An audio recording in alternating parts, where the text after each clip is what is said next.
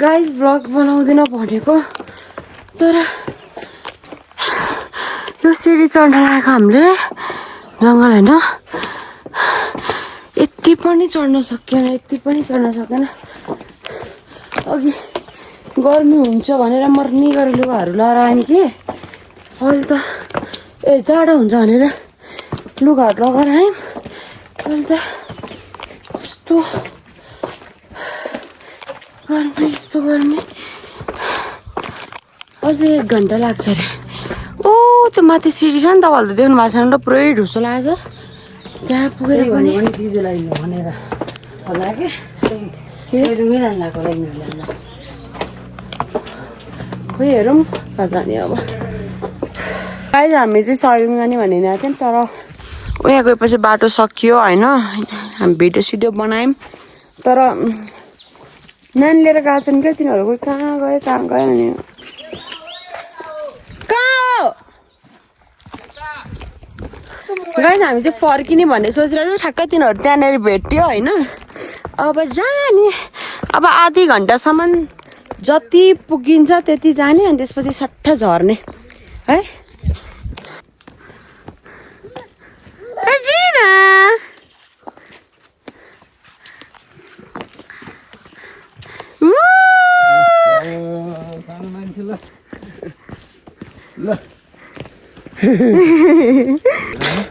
Guys यस्तो रमाइलो ठाउँ यस्तो राम्रो मेरो पुन्टु यस्तो राम्रो ठाउँ छ अझै कहाँ हो पुग्नु पर्ने कहाँ हो भाइ त्यो माथि डाँडो रे त्यो माथि डाँडो कहिले सकिनु कहिले हिँड्नु फोनमा चार्ज पनि छैन मेरो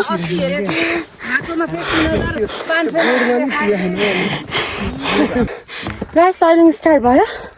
अब यस्तो डाँडा चाहिँ कतिवटा छ अरे भाइ 102 वटा छ अरे अब एटलिस्ट सयलुङको मुख देख्न पाइयो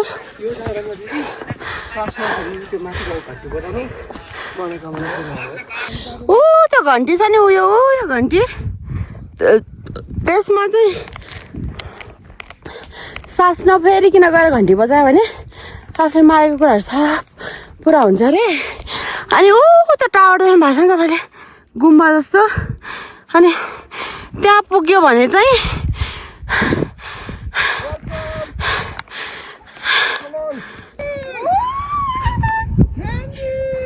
भाइ त्यसरी होइन टिकटकमा हाल्नको लागि त्यो मेरो युट्युबको लागि बस्ती गर्नु ल भाइ 9 बजी 9:30 भइसक्यो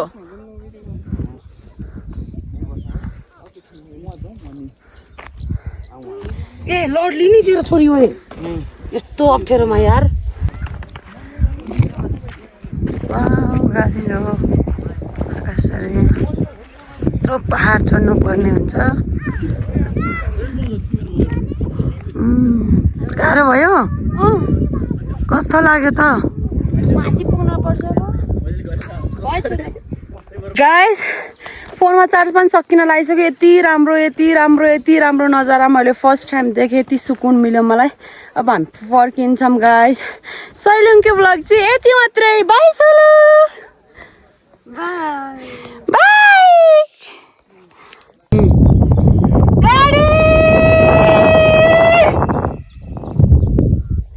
हामी चाहिँ सयलुङ जाने बेलामा यति धेरै चिसो थियो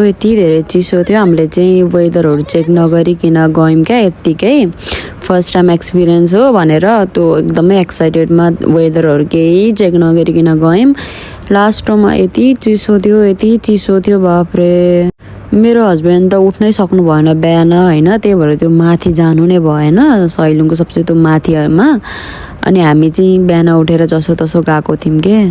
एक्सपिरियन्स एकदमै राम्रो भएको थियो तर म चाहिँ सजेस्ट गर्छु यति घुम्नै जाने हो भने चाहिँ मतलब वेदर देखेर थोरै पानी नपरेको टाइममा जाँदाखेरि चाहिँ एकदमै धेरै राम्रो हुन्छ जस्तो लाग्यो मलाई चाहिँ वेदरहरू चेक नगरिकन गएको भएर चाहिँ हामीलाई अलिकति प्रब्लम भयो नत्र भने ओभरअल सबै राम्रो थियो हाम्रो चाहिँ अनि अरूहरू त बिहानै 4 बजे 5 बजे उठेर जानुभएको थियो हामी चाहिँ अब टाइम मिलाएर बिहान उठ्न नसक्ने भएर नानी पनि थियो नि त, त्यही भएर हामीले जान सकेनौँ। अनि अलिक ढिलै गएको थियौँ। हामी आउने बेलामा चाहिँ हतार आएर ब्याग प्याक गरेर फेरि गाडी टिकटहरू काटेको थिएन, अनि हतार टिकटहरू काटेर फर्किने मात्रै भयो। सैलुङ चाहिँ हाम्रो घरबाट 1-2 घन्टा पनि 2 घन्टा 3 घन्टा लाग्छ होला होइन जानलाई, त्यही पनि लाग्छ कि लाग्दैन थाहा भएन। त्यही पनि म चाहिँ कहिले पनि गएको थिइनँ क्या, हेर्नु न। अनि हामीले फोटोसोटो खिच्यौँ गाइज, यस्तै हो, रमाइलो भयो। By guys, love you.